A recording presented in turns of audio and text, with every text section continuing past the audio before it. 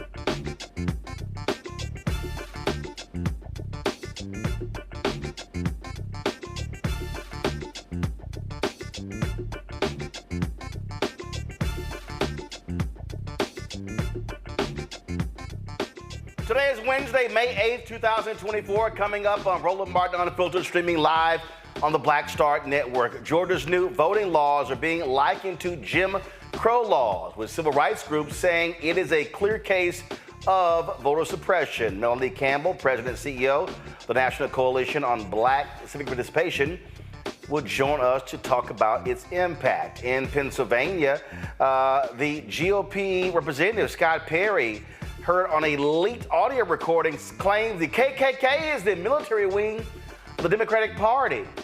He also talked about white replacement theory and how it's real.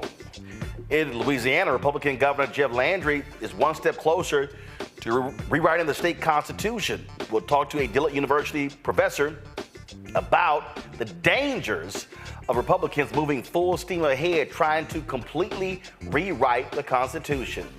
A Texas DA defends his decision to continue terrorizing Crystal Mason after an appeals court acquitted her in the voting case. We're going to play for you what he had to say, and he had lots of detractors at the Tarrant County Commissioner's Court. Plus, a federal court issued a ruling on the controversial classroom censorship provision of the Arkansas's Learn Act. We'll talk with the director of the Educational Opportunities Project from the Lawyers Committee about that. Also, Monday, when Vice President Kamala Harris, when she spoke in Detroit, she talked about forgiving medical debt and student loan debt. It's amazing how many people continue to say that, oh, they're not doing anything for black people. We're talking billions of dollars. I'm going to unpack that further as well. It's time to bring the funk. I'm Roland Martin Unfiltered on the Black Star Network. Let's go. I need somebody to come in here. I need this Whatever it is, he's got the scoop, the fact, the find. And when it breaks, he's right on time. And it's rolling.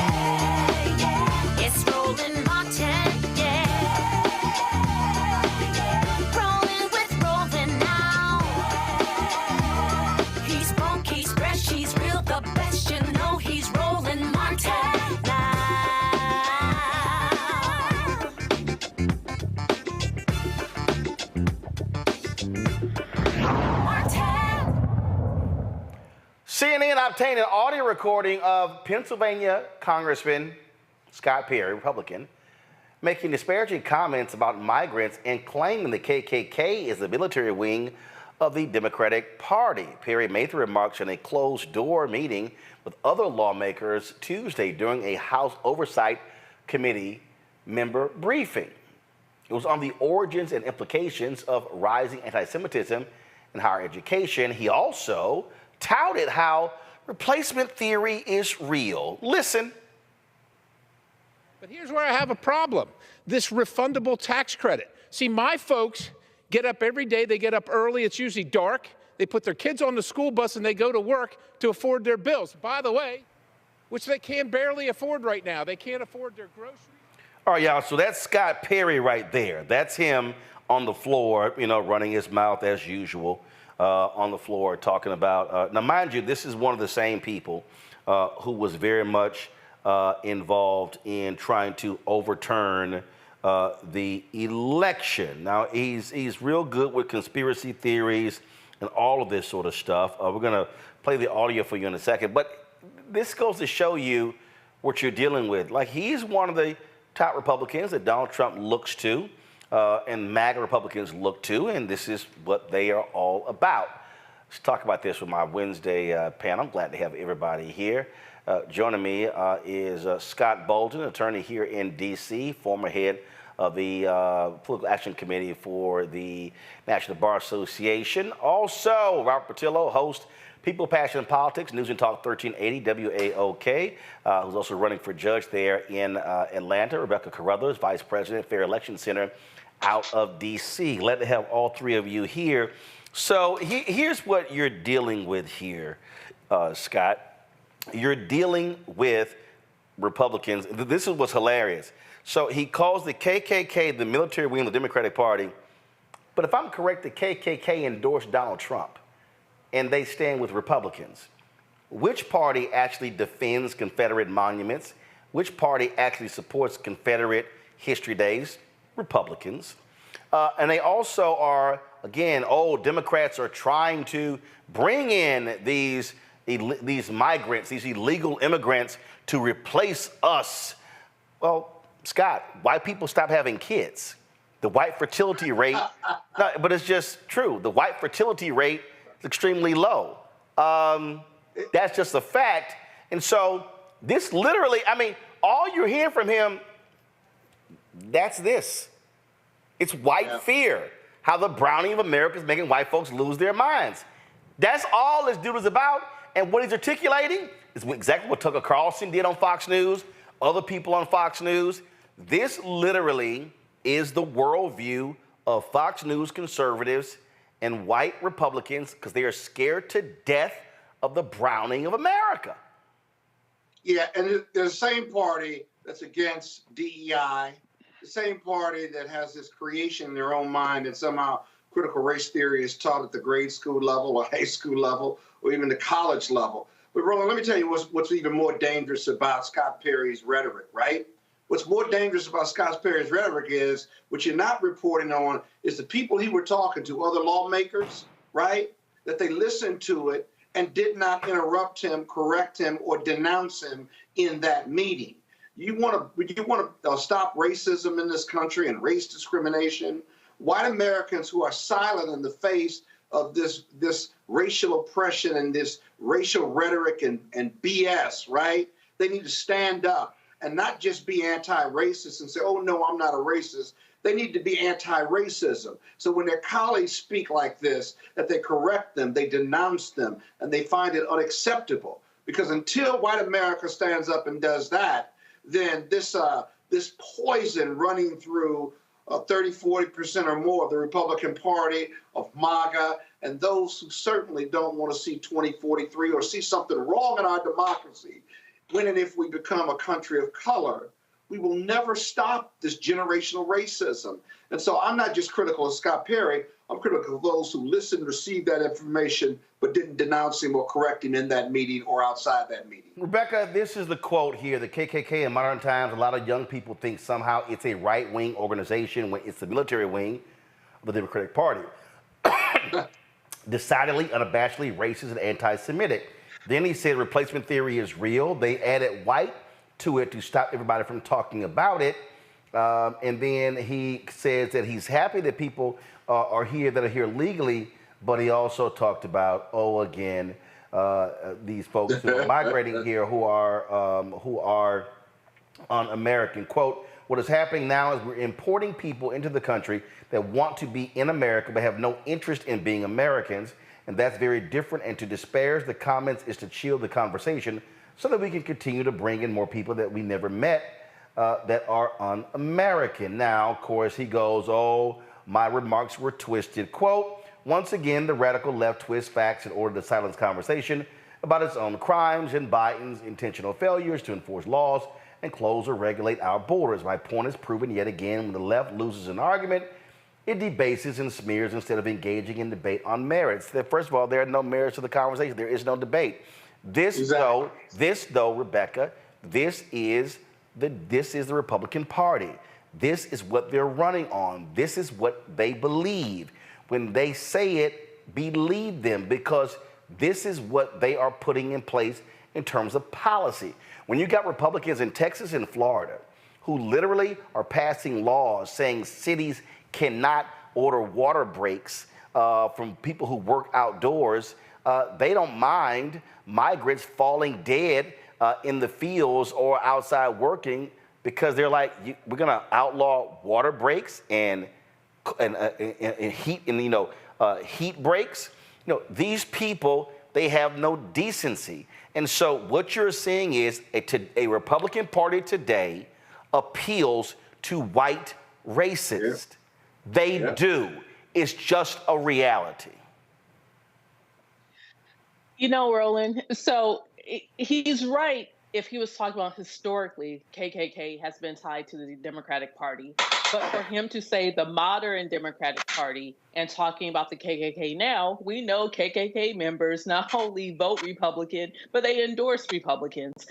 If he actually was taught critical race theory, he would understand these things. If he was actually taught real history, including the history that him and his ilk are trying to ban, he would understand the difference. Now, is he right that we should do something in immigration? Absolutely.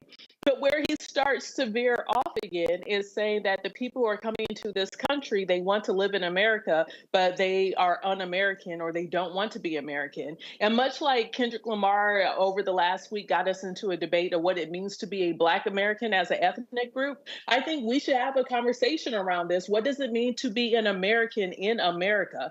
Because there is a wide variety of what it means to be American, but maybe it's time for us to distill it and to actually contemplate and to talk about it. I think his colleagues should have pushed back and asked him, so what does it mean to be American? How are these people un-American? After all, aren't they coming to this country to live out the immigrant story and to seize the American dream? And so it sounds like Scott Perry, just like maybe his play cousin Rick Perry, just is spouting a bunch of nonsense. Robert, go to my iPad, Henry. This is David Duke in July 2020 endorsing Donald Trump and then also endorsing Tucker Carlson for VP. This is former KKK leader David Duke. Now, in 2016, we also saw a KKK newspaper. Who did they endorse? Oh, they endorsed Donald Trump. And so of course, that was in November 2016. Go to my iPad here, right? KKK newspaper declares support for Trump. And so it's called The Crusader, one of the white supremacist group's most prominent publications, published a lengthy endorsement and defense of Trump's message on the front page of its current issue under the headline, Make America Great Again. That's just a reality. When you saw those white boys with their tiki torches in Charlottesville, guess who they were standing with? Donald Trump. And so that's what you're dealing with. Now, is it true historically, the KKK, yeah, those were Southern Democrats, Southern Dixiecrats. Where did many of those Southern Democrats go after the National Democratic Party began to support civil rights? Oh, I quite remember the Southern Manifesto in 1948, where they met in Mississippi. They ran Strom Thurmond as their candidate. And so those Southern Dixiecrats were against the National Party supporting civil rights. They really had to split in 1964 when Senator Barry Goldwater did not support the Civil Rights Act of 1964. And guess what then happened? Many of those Southern Dixiecrats, they became Republican. Those are historical facts, Robert. Well, not only are these facts, but just the logic behind his statement doesn't make sense, because when they asked him the question, he said, well, these are the radical leftists smearing me. When they talk about the radical left, they're talking about African Americans, Latino voters, young voters, feminists, pro-abortion, transgenders, gay voters. What about that sounds like the KKK to Mr. Perry? I mean, just from a logical point of view, those people sound like they inhabit the same space when it comes to politics. And then this idea where he said the KKK is the military. All right, Robert. Okay, Robert, 1 second. Robert, your signal froze. Hold on, Robert. Robert, your signal froze. Now go ahead and start. Go ahead. Okay, I'm back in the game. He talks about replacement theory. That was posited and made popular by David Duke in the United States of America. That's how it got popularized, by the KKK in the late 1980s. The conceptualization around replacement theory is that the white race is somehow separate and sacred. They came to America in order to ensure the progeny of Western European whites because they could not get around the Ottoman Empire to go eastward, and so you had to colonize going westward in order to have access to the Silk Road into the markets of Southeast Asia, and then thereafter, this became the cradle of whiteness in America. This is why during all their conventions, they talk about Western civilization. They're not talking about West Africa. They're not talking about the Iroquois or the Cherokees. They're talking about Western European civilization. And we're seeing this exact same issue rising in European politics. If you look at Giorgia Meloni in Italy, if you look at Viktor Orban in Hungary, who just met with President Trump, if you look at Lukashenko, if you look at the Tories in Great Britain with their Rwanda policy to deport all African migrants to Rwanda, we have this type of white xenophobia, which they believe they are being outproduced and they will become a minority on this earth, and the rest of us will treat them the way they treated the rest of us for the last 500 years. So I would love from Mr. Perry, and more so, maybe Byron Donald was in the room. They say that he, is a very strong voice, and he's the African-American, the Republican Party, to really think about what they're saying and the policies they're putting in place and realize that they are not creating a party that can survive even another decade. There will not be another decade where you can count on old white men to be the backbone of the Republican Party. Lindsey Graham said it a decade ago, they're not making old white men fast enough to keep the Republican Party, and comments and statements and positions like this are what are causing the party and the movement to die. They are exactly who they are. All right, folks, hold tight 1 second. We come back. We're going to chat about the voter suppression law that has now been passed in Georgia. What will be the impact on the election in November? Also, the South Carolina Supreme Court rules, you have the right to ask cops some questions. They blast a cop in South Carolina for viciously beating and tasing a man who dared to question them on his own property. Yeah, shocking in South Carolina. We'll give the details of that case as well. You're watching Roland Martin Unfiltered right here on the Black Star Network. On a next, A Balanced Life with me, Dr. Jackie, the necessity of believing in things you can't see. It's called faith. It comes in all shapes and sizes, and it's powerful. And it's a big part of being able to live a balanced life. The valley I experienced being a cancer survivor was one where my footing was completely unstable. I had no idea what to do. And in that instance of not knowing what to do, I had to rely on faith. That's all next on A Balanced Life, only on Black Star Network. Fanbase is pioneering a new era of social media for the creator economy. This next generation social media app with over 600,000 users is raising $17 million, and now is your chance to invest. For details on how to invest, visit startengine.com/fanbase or scan the QR code. Another way we're giving you the freedom to be you without limits. Hello, I'm Paula J. Parker. Truly proud on the Proud Family, Louder and Prouder on Disney+. And you're watching Roland Martin Unfiltered.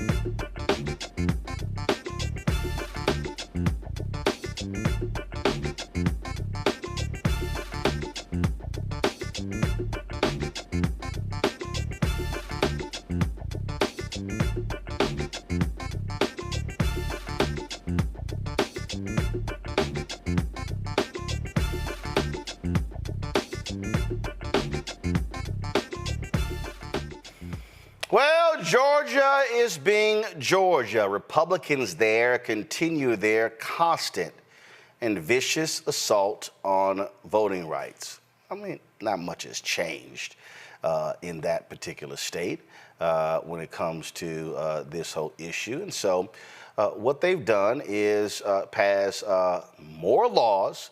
Now, keep in mind, you've seen a massive voter increase, especially among black folks. But now they're like, no, this is too much. So some Georgia civil rights groups say the new election laws are, you know what, going back to Jim Crow, and they are more about voter suppression. Governor Brian Kemp signed Senate Bill 202, which makes sweeping changes to early and mail-in voting, absentee ballots, food and water for folks who are voting in line, and the state election board's ability to take over any underperforming election office. The bill also removes the Secretary of State from the election board. Joining me now is Melanie Campbell, President and CEO of the National Coalition on Black Civic Participation. Melanie, you are what? Y'all in Maryland and canvassing? Yeah, we out here in Prince George's County. Early vote ends tomorrow. And so we out here in Prince George's, headed to Baltimore tomorrow for 3 days. Go vote. It makes a difference. Go vote. We out here rolling.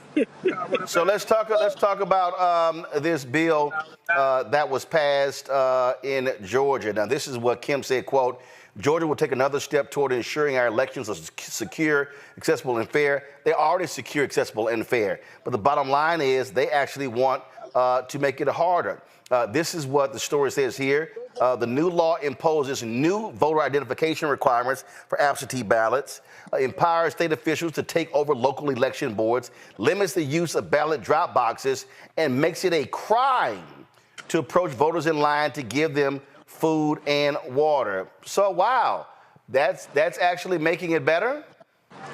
Well, you know, folks are trying to make sure that they can help one candidate. That's at the end of the day. I'm not being partisan, just factual. They're trying to make it easier, hoping that Donald Trump, because he's fumbling all over himself in court and everything else, so they're going to find ways, and they're looking, every time, Roland, we move forward, it goes back to what happened after President Obama was elected. In these red states, in many of them, they just try to change the laws because they can't win fairly. And that's what's happening in Georgia. And so I'm sure a lot of our civil rights lawyer colleagues, Roland, are going to file lawsuits. You're going to make it so that you can make changes 45 days before the election, when it really was, I think it's supposed to be 90 days. So that way you create a lot of confusion, intimidation. Nothing's new under the sun. But we out here at the power of the ballot, and I know folks down there in Georgia, and Deborah and Tasha and Helen and a whole lot of other folks that's out there doing going to fight the fight. But it does make it difficult. This was a two-page bill that all of a sudden blew up into this larger bill. Right. And then this story here that says that, first of all, any Georgian can lodge an unlimited number of challenges to voter registration and eligibility, okay? Now, we saw what happened the last election when Black Voters Matter had to go to court over the similar thing. Also, you've already seen a lawsuit that has been filed against this law from the New Georgia Project, Black Voters Matter Fund, and Rise Inc. And so again, Republicans keep trying to say, oh, this is about making it fair. No, this is about trying to have as many restraints as possible that target African Americans, people of color, because they're still pissed off what happened in 2020 when Biden and Harris won the state and Raphael Warnock and John Ossoff were Democrats elected to the United States Senate. Yeah, and see, that's the thing, Roland. They look at how in Georgia, in the 22, every election, they look and they study what worked. Even when they passed those laws, we showed up in 2022 in Georgia. So they rewrite those and say, okay, what else can we, rather than try to organize themselves to win fairly, that's what's happening. And so folks are using Governor Kemp doesn't have to run again. So I'm sure thinking about what's going to happen next for him. So he doesn't mind signing a bill that is not just unfair, but it's the height of voter suppression, and that's what they're doing. I know we are organized, but you can't always organize out a lot of this stuff. You know, when you think from Shelby v. Holder to now, yes, we're winning elections, but there's elections that we're not winning because of this voter suppression. Indeed. Melanie Campbell, we appreciate it. Thanks a lot. Okay, thanks, Rebel. Bye. All right, keep up the good work. I'm going to go to you, Rebecca. Here's the whole deal, Rebecca. Here we go to my iPad. Story here says, as of February, state legislators in 43 states introduced more than 250 bills with restrictive voting provisions. That's according to the Brennan Center for Justice. And the bottom line is, it's Republicans. The Heritage Action for America, they had 20,000 conservative activists lobbying lawmakers trying to make these changes. What Melanie said right there, Rebecca, is correct. They studied what happened, and they said, damn, we lost in 2020. Change the law. Man, we lost some elections in 2022 midterms. Change the law. The strategy of the Republican Party is to shrink the electorate. If they could decrease, if they can make it harder for black people and Latinos to vote and young people to vote, then their whole deal is we can win if we shave off 2, 3, 4, 5, 6, 8, 10,000 people, remove folks from the voting rolls. Their entire election strategy is to shrink the electorate. Absolutely. We're seeing one particular party in this country try to surgically remove people across the country from the voting rolls. The other thing is, this particular Georgia law, there's some stuff that's on its face that simply runs afoul of federal law. One example, it requires a residential address in registering the vote. Right now, you could fill out a federal voter registration form, and if you are unhoused, i.e. homeless, you can either use the address of the homeless shelter that you may reside, or you could use the intersection of the street in which you live if you indeed actively live on the streets. That's what the federal requirements, it allows for even people who are unhoused to be able to exercise the right to vote. So even on its face, I can see a lot of challenges where there's violations of federal law. Unfortunately, I think the Republican Party has a strategy and a calculus where they think this Supreme Court, where ultimately many of these voting rights cases are going to go up to the Supreme Court, is that there's a calculation of the Supreme Court is not on the side of democracy, not on the side of expansion of voting rights, but is on the side of the party that wants to further restrict people from exercising their right to vote. Yeah, I mean, and bottom line is they don't want everybody voting. And in fact, Robert, this is in 2021. This Congressman John Kavanaugh out of Arizona, this is what he said. There's a fundamental difference between Democrats and Republicans. Democrats value as many people as possible voting, and then he says they're willing to risk fraud even though they actually can't show it. He said Republicans are more concerned about fraud, so we don't mind putting security measures in place that won't let everybody vote. But everybody shouldn't be voting. Not everybody wants to vote. And if somebody is uninterested in voting, that probably means that they're totally uninformed on the issues. Quantity is important, but we have to look at the quality of votes as well. This is actually Republican political mantra. They make it clear they do not want everybody to vote because Republicans have said if everybody has the right to vote, we lose.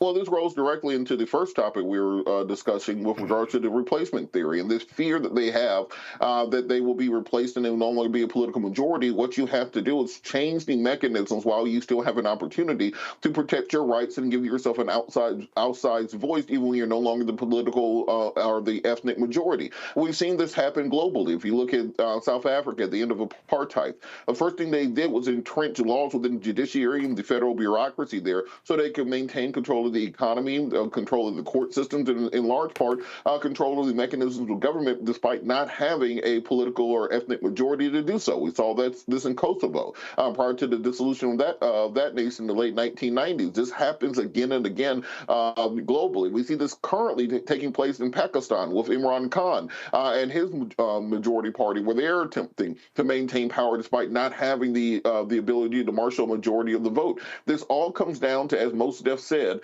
you start keeping pace, they start switching up the tempo. They want to ensure that they are, instead of the voters pick. All right, Robert, we're losing you again. So you still there? Okay. Yeah, still here. Okay, all right. So I don't know, Robert, if you're on Wi-Fi, you need to be on a hard line or Ethernet. That's why it keeps going out. But go ahead and finish your comment. Well, the point is that voters have to be very cognizant of these things taking place. Very few people pay attention to state and local elections. The federal election is all well and good. The action is taking place on the state and local level. We have primaries coming up in Maryland and in Georgia and all across the country.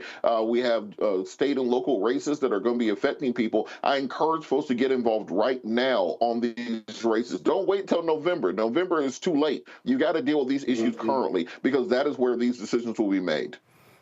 Scott, here's the reality. Republicans are locking their lips right now. They flat out are saying, hey, if we, matter of fact, I'm going to go ahead and just use this language. Back in the early 1900s, when they passed a law in Virginia that kept folks who were incarcerated from voting, the quote from the lawmaker was, we don't want the darkies to vote. That was the quote. The reality is, in 2024, Republican Party, they don't want the darkies to vote. They don't. And matter of fact, they love it when black voter participation goes down. They love to hear black people say, oh, man, I'm not voting. They love it because what it says is everything that we've been doing is frustrating them to no end. And you know what? We're good. And check this out. There's a guy named Paul Weyrich. Paul Weyrich is literally the number one person in the Republican Party when it comes to voter suppression. Heritage Center, still very much involved in politics. This is what Paul Weyrich, and again, this is their go-to person to change voting laws. This is what he said in 1980. Listen to this, speaking to, go ahead and go to my iPad, you'll see it right here. This is Paul Weyrich, the founding father of the conservative movement, addressing the religious right in the fall of 1980.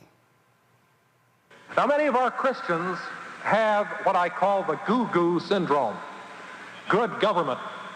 They want everybody to vote. I don't want everybody to vote. Elections are not won by a majority of people. They never have been from the beginning of our country, and they are not now. As a matter of fact, our leverage in the elections, quite candidly, goes up as the voting populace goes down.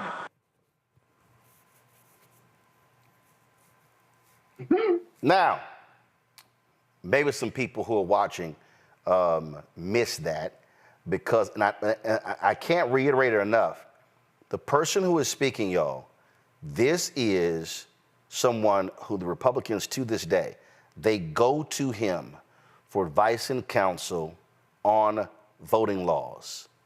who leads these efforts? The Heritage Foundation. That's who he used to be with. This was and is the agenda of the religious right, also known as white conservative evangelicals, and they are the core supporters of Donald Trump. Listen to what he says, because black people, Latinos, women, young people, Asians, Native Americans, he's talking to you. Have what I call the goo-goo syndrome. Good government. They want everybody to vote. I don't want everybody to vote.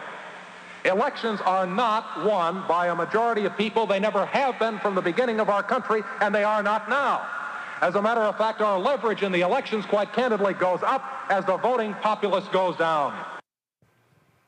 Scott, our leverage goes up when the voting population goes down.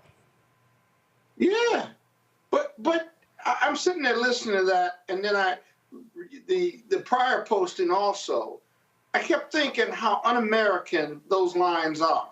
No, Scott. Yeah. Actually, it's not. No. It's not un-American.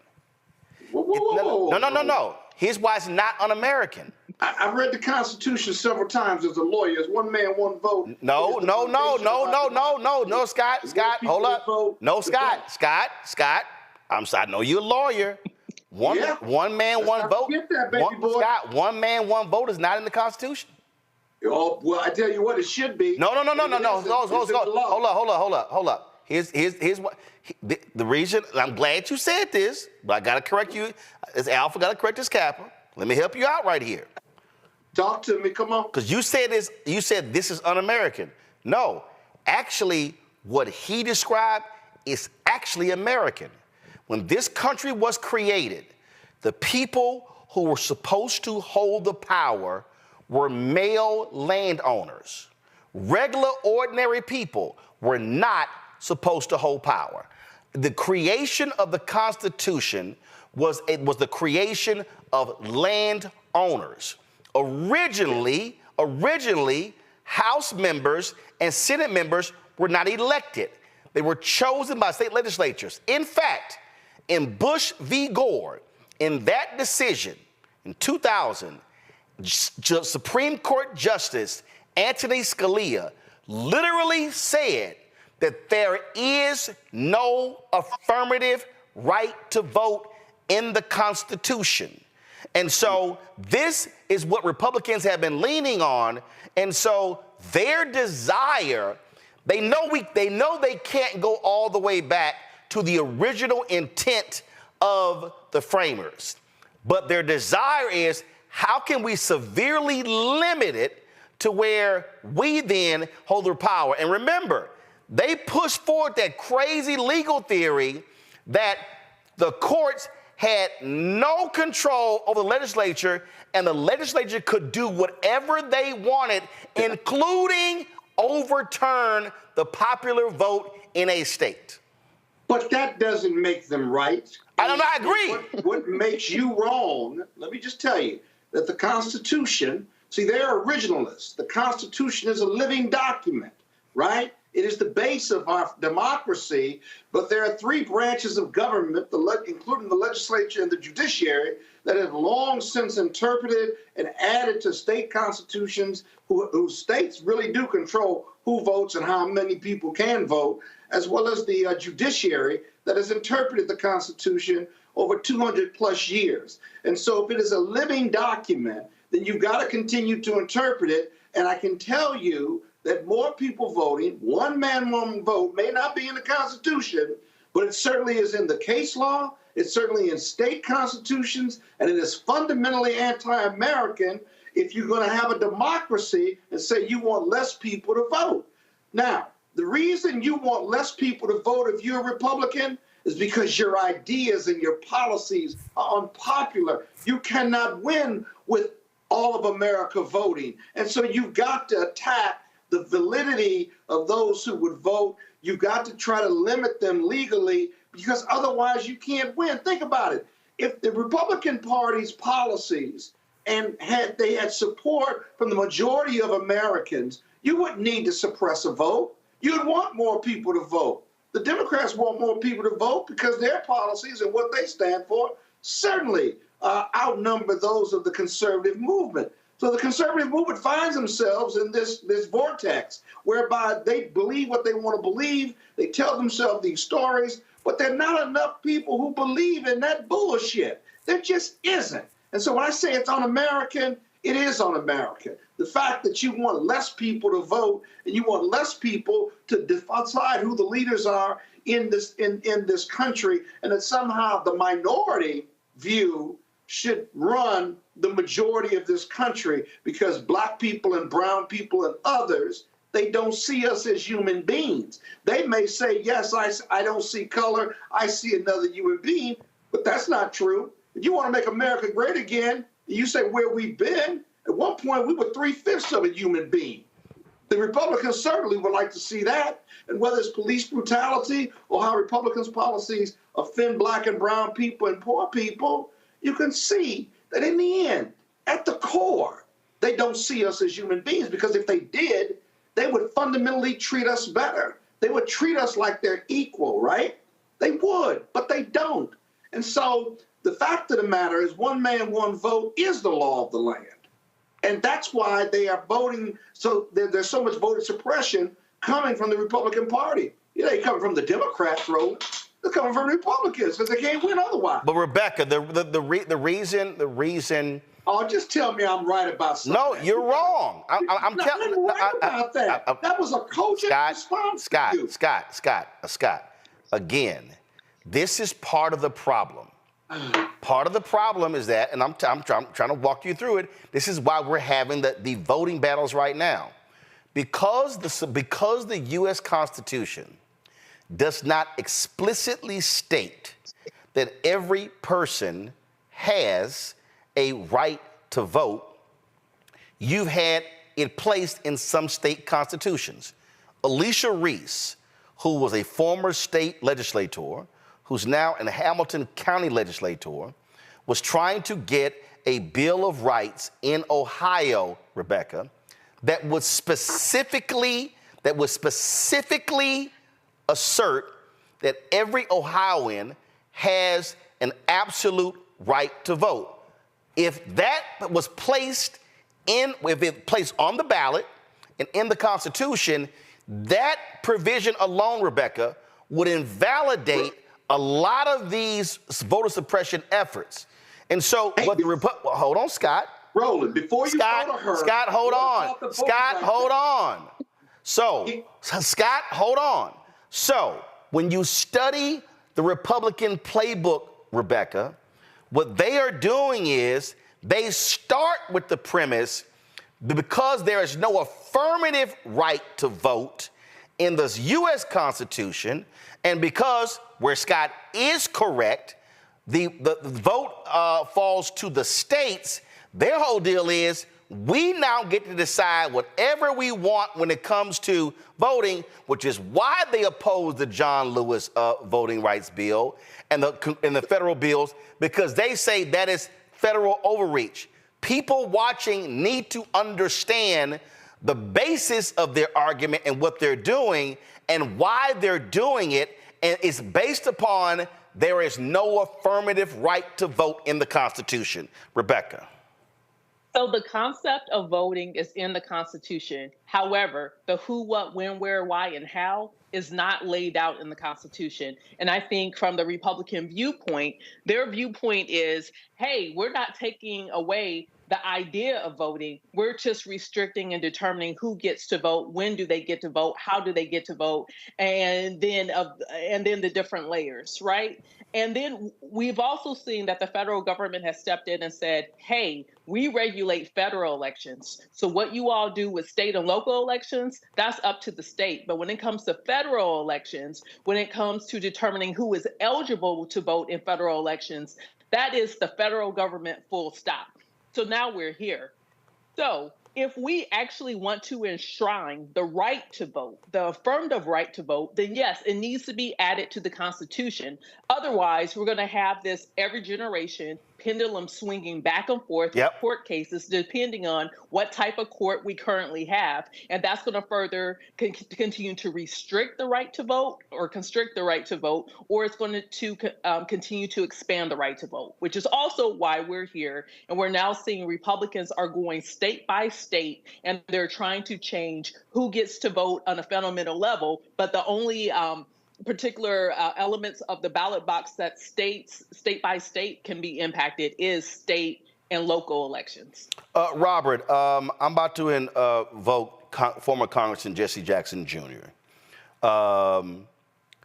He had a book called More Perfect Union. And in that particular book, he talked about the need for several constitutional amendments. And one of those amendments was a constitutional right to vote. Because, to what Rebecca said and to what Scott said, that the reason that we keep having these battles is because there is no constitutional right to vote.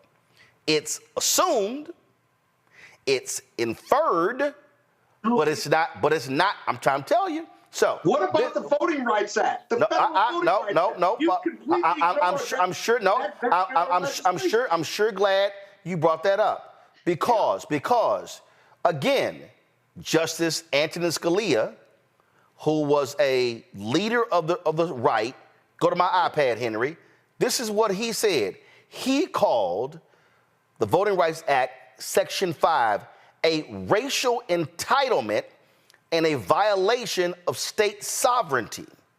From this article in the Washington Post, in his view, it unfairly, unnecessarily treats 7 southern states, plus Alaska, Arizona, and parts of 6 others, differently from states not covered by the act. The Wall Street Journal, they had a piece that says, he called the act a form of racial preferment that affected only African Americans while ignoring the white population. So, fast forward to Shelby v. Holder. Justice John Roberts, in invalidating Section 5, they literally suggested that and said that because only certain states were targeted with the Voting Rights Act, that was inherently unfair. They basically, Robert, took the Scalia argument. This is the Scalia argument. They took the Scalia argument and made that the law of the land, and that's how Section 5 was invalidated. And so so even with the Voting Rights Act, and let me be real clear, the Voting Rights Act does not explicitly say you have a right to vote. It says they cannot prevent you from voting. Again, Republicans have been playing this game. Now, going back to former Congressman Jesse Jackson Jr. Robert, he gave a speech on November 22nd, 2003. Here we go to my iPad. And this is what he said. And this right here, position paper presented at the, and of course, Jessica would know this, at the Fair Vote Claim Democracy Conference at American University's Washington College of Law. He said, quote, most Americans believe that the legal right to vote in our democracy is explicit, not just implicit, in our Constitution and laws. However, our Constitution only provides for non-discrimination in voting on the basis of race, sex, and age in the 15th, 19th, and 26th Amendments, respectively. The U.S. Constitution contains no explicit affirmative individual right to vote. Even though the vote of the people is perceived as supreme in our democracy, because voting rights are protective of all other rights, the Supreme Court in Bush v. Gore constantly reminded lawyers that there is no explicit or fundamental right to suffrage in the Constitution. Quote, the individual citizen has no federal constitutional right to vote for electors for the President of the United States.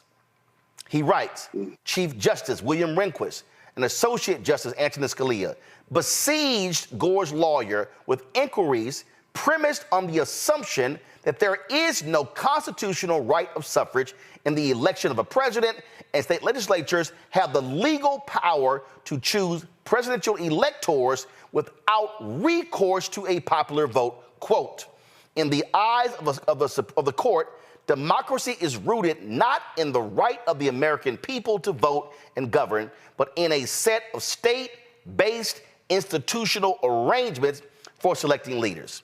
So, Robert, what former Congressman Jesse Jackson Jr. was advocating for was a federal constitutional right to vote. In the absence of that, the work of Alicia Reese and others was saying, hey, let's put this on the ballot in the states. Because if you now put that in the state constitutions, then every time they try to outlaw ballot boxes and change voting locations, they can't do it. Because the law says you have an affirmative right to vote. That's why Republicans are fighting the affirmative right to vote, because they know as long as there is no federal law nor state law, they can massage and manipulate the voting rules to fit their agenda.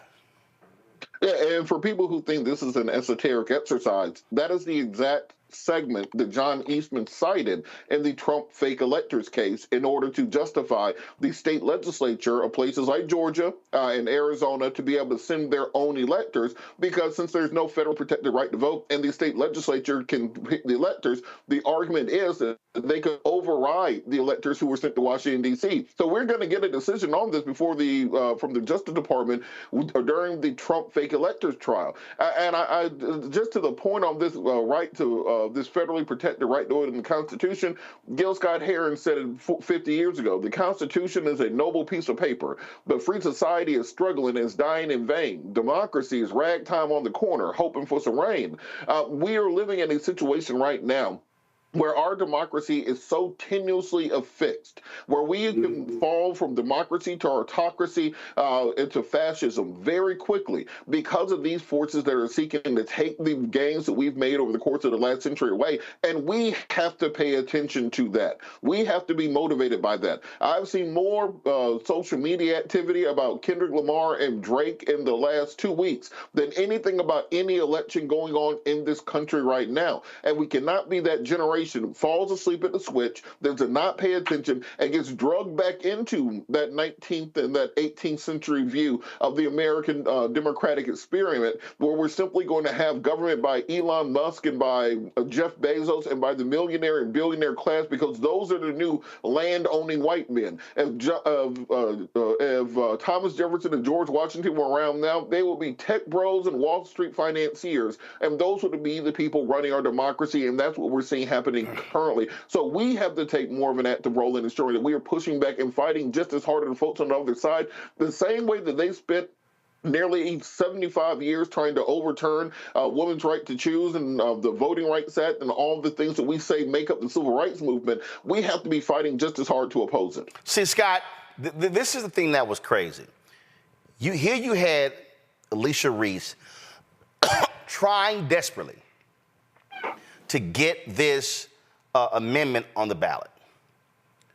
For years. This was several years ago. I had her on the show. I had her on Tom Joyner Morning Show. And you know what? All of these smart-ass, largely white progressives didn't do a damn thing, didn't lift a finger, and they were so fixated on, oh, no, if we just win. Well, your ass can't win if they keep changing the laws. So what happened? Remember, then Congressman Jesse Jackson Jr., this is in 2003. What happened? Well, Trump wins Ohio by 450,000 votes over Hillary Clinton in 2016. They control the state Supreme Court. They control the governor's mansion. They control the legislature. You had a conservative chief justice in Ohio who literally chastised Republicans for political gerrymandering. You know what they said? Y'all can kiss our ass. They ignored the state Supreme Court. What you have here, and again, here we go back to my iPad. This is literally what then Congressman Jesse Jackson Jr. said.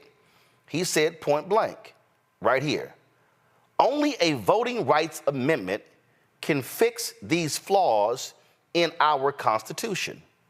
The 10th Amendment to the Constitution states, the powers not delegated to the United States by the Constitution, nor prohibited by it to the state, are reserved to the states respectively or to the people.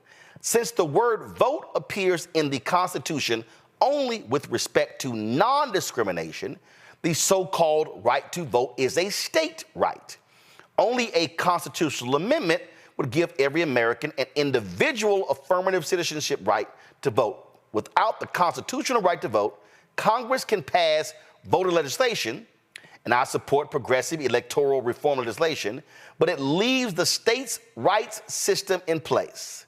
Currently, Congress mostly uses financial and other incentives to entice the states to cooperate and comply with the law. It's one reason there have been so many problems with the recently passed Help America Vote Act and why many states still have not fully complied with the law. Our states' rights voting system is structured to be separate and unequal. As we saw in the 2000 election, there are 50 states, 3,067 counties, tens of thousands of cities, and many different machines and methods of voting, all separate and unequal. Scott, this is what I would say to progressives if they would truly invest in things properly. Progressives should look at what Desmond Meade and the Florida Rights Restoration Coalition did in Florida with Amendment 4 that passed. Progressives / Democrats should say, Alicia Reese, let's talk about that. Let's put it on the ballot, because Republicans will vote for it. Let's put it on the ballot in the Ohio Constitution mandating an absolute right to vote. Let's put it on the ballot in Michigan. Mm-hmm. Why is that important?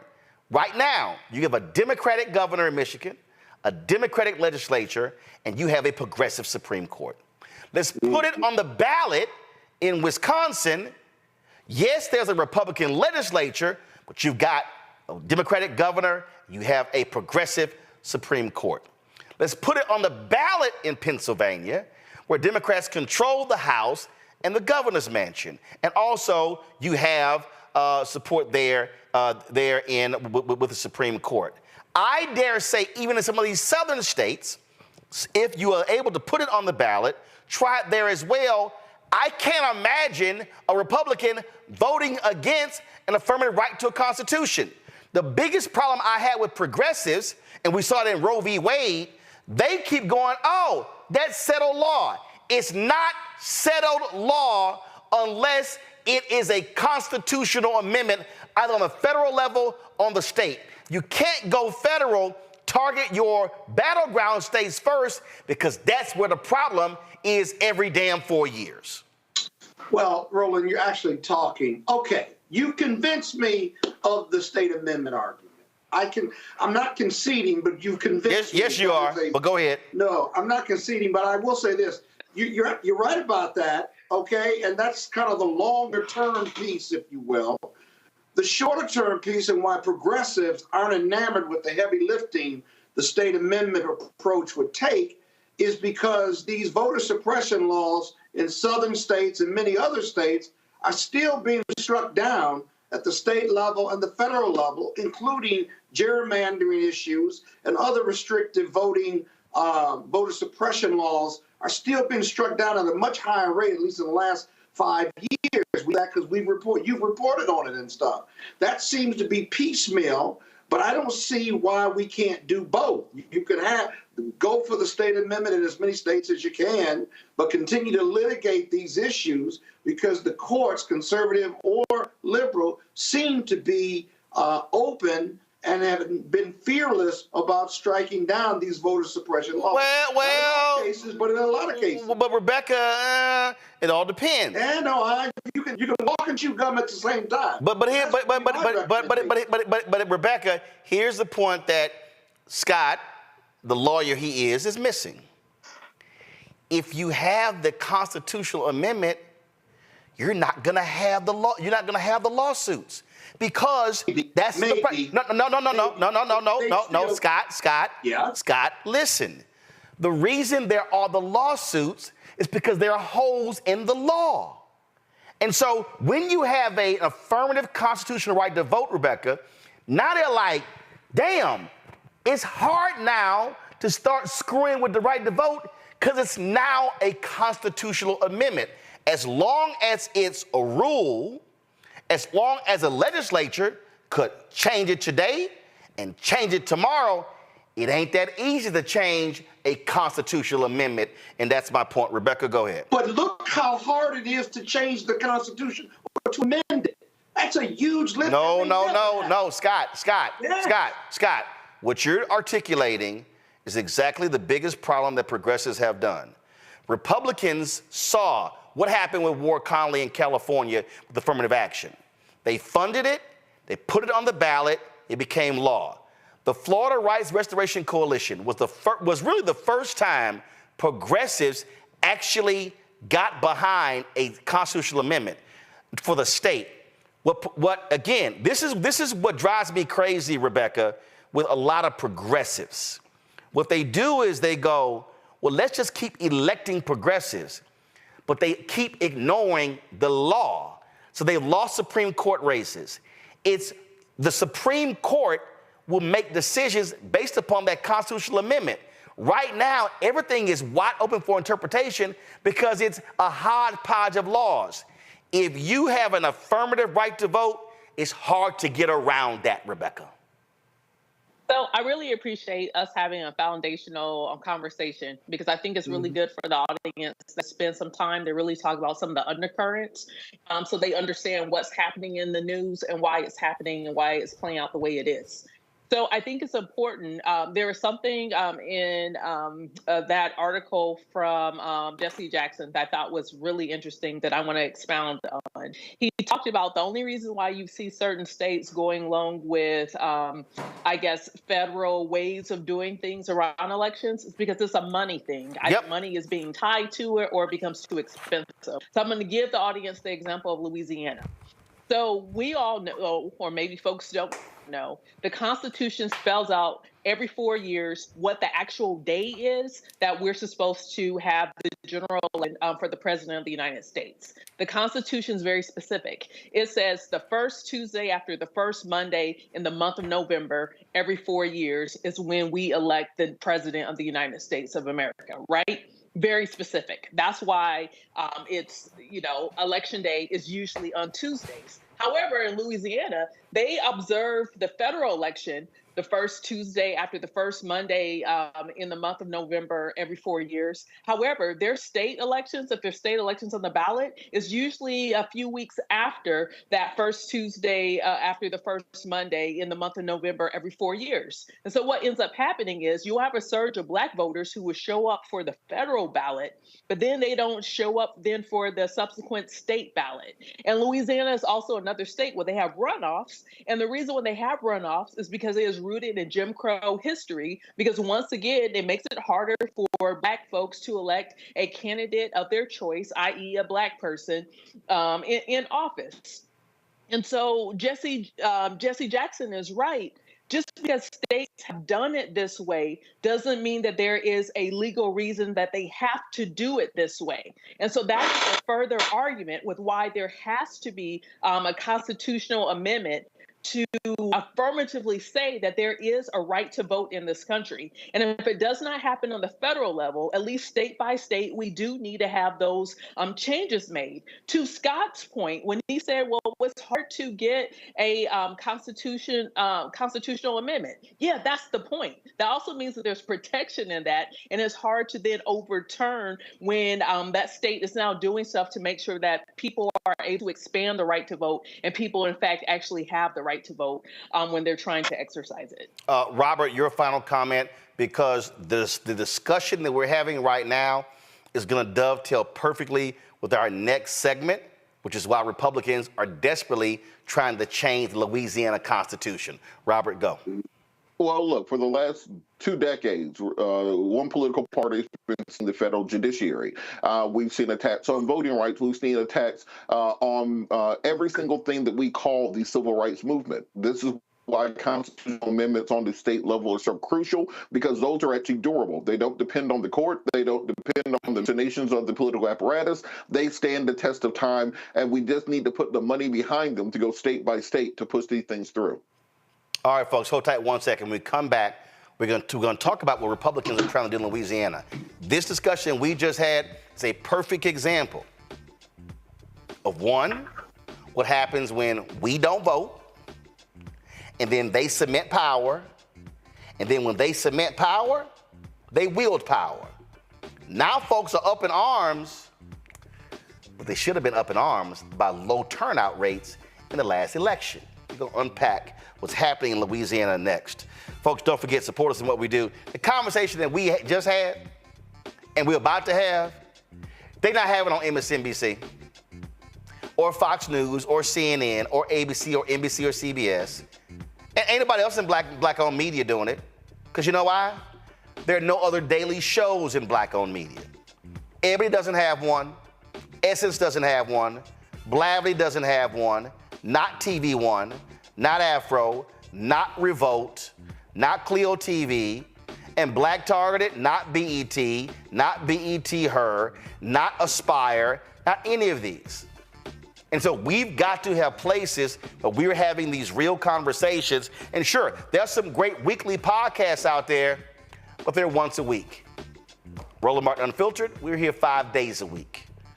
We have other daily shows. We have other weekly shows. So when you support this show and this network, you are supporting a black-owned media ecosystem and infrastructure that's about speaking to our issues. I don't give a shit about Drake and Kendrick Lamar going back and forth. I do not care, because that has absolutely no impact on the future of black folks in this country. Everything we're discussing impacts us in every way possible. Send your check and money order, P.O. Box 57196, Washington, D.C., 20037-0196. Cash App is $RM Unfiltered. PayPal R Martin Unfiltered.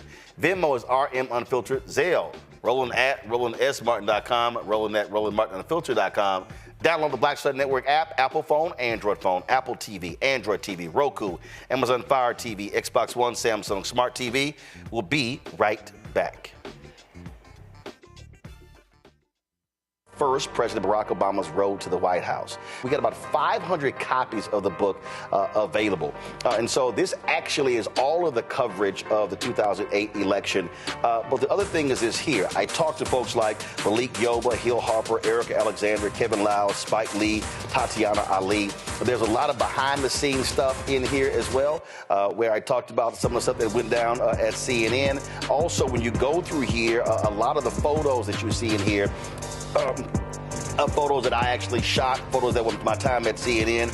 And so what I decided to do, because one, I published the book and I own it myself, is that so I said, you know what, I'm going to slash the price to $10. And so we're going to have shipping and handling $5.99. I'm going to personally autograph every copy. I'm not reprinting the book. So once we are sold out of these 500, that's it. They're gone. So you can go to RolandSMartin.com/the-first to get a copy of this book. Everybody who orders this book through the website, not on Amazon, only through RolandSMartin.com, I will personally autograph and mail you a copy of this book. It's all of the covers, the actual interviews that I did with him. And just to show you, of course, when it came out, there's actually even in here the interviews that I did with him and Michelle Obama, which won TV One cable networks its first 2 NAACP Image Awards. And so all of that for $10. Shipping and handling is $5.99. So go to RolandSMartin.com the first and order your copy today. This is Essence Atkins. Mr. Love King of R&B, Raheem Devon. It's me, Sherry Shepherd, and you know what you're watching. You're watching Roland Martin Unfiltered.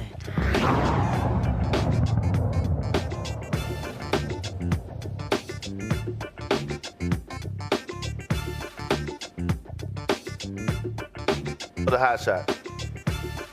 All right. All right. Hashtag we tried to tell you.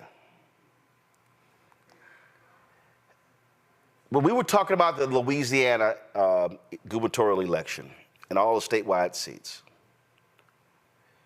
Gary Chambers was talking about it. We were warning y'all. And when I said, beware of sitting your ass at home, because stuff is going to go down that you don't like, is playing out. Y'all, Jeff Landry ain't been the governor for 6 months.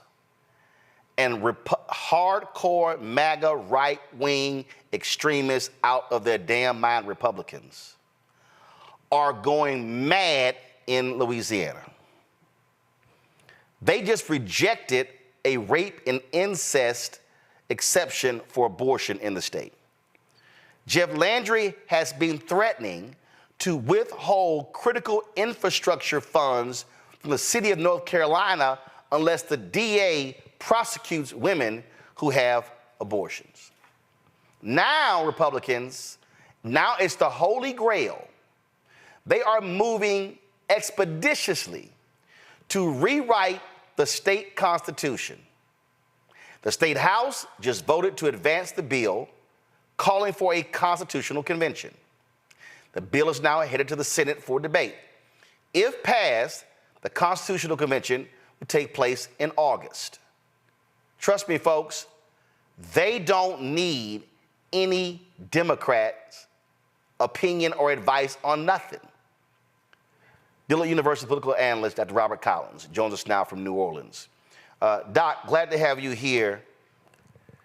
You know, it drives me crazy when we talk about this stuff and people say, man, you just trying to get us to vote Democrat, you on the plantation, man, that stuff don't mean nothing, we not gonna be hurt, we done survived Republicans in power before.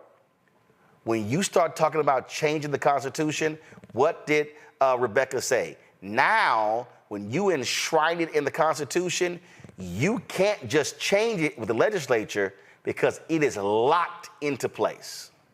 It's locked into place.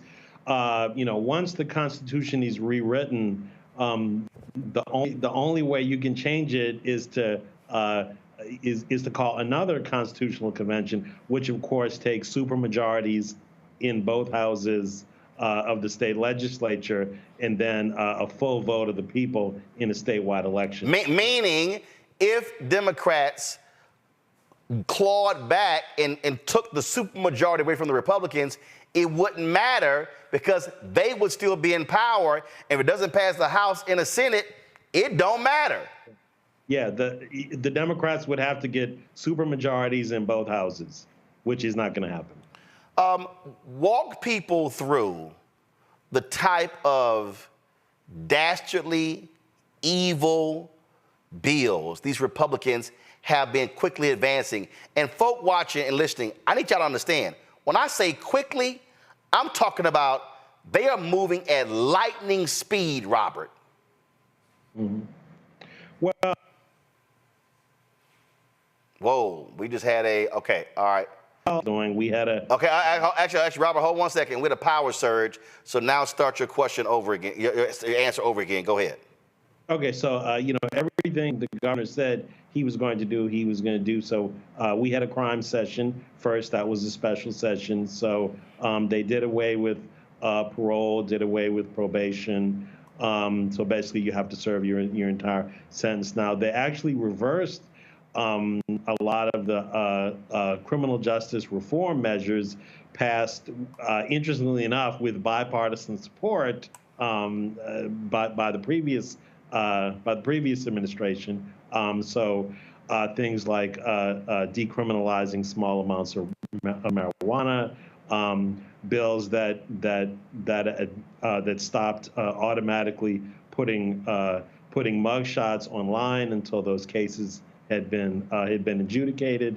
All of these bills have, again, that were just passed a couple of years ago with a lot of Republican votes. All of these bills are now being repealed.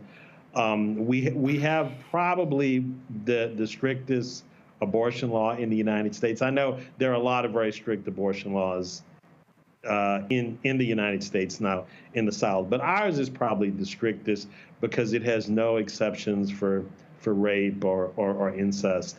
I mean, it's a pretty absolutist law. There's legislation now to outlaw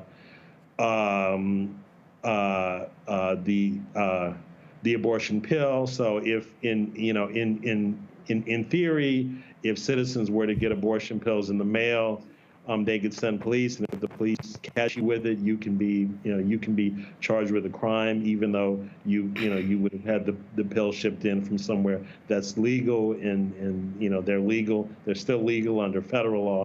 So just very, very draconian conservative measures, which again, it doesn't surprise me at all, because the governor said he was going to do these things. So this is not a shock. It's not like the governor was hiding who he is and then he jumped up and said, oh, here I am, I'm going to do all this secret stuff. No, the governor said exactly what he was going to do. So, and he's just doing, he's doing what he promised his voters to do. Well, see, this reminds me of, so this is like when Democrats are like, oh my God, I can't believe they overturned Roe v. Wade. I'm like, they've been telling your dumb ass for 50 years, that's what their plan was. So it wasn't like it was a surprise.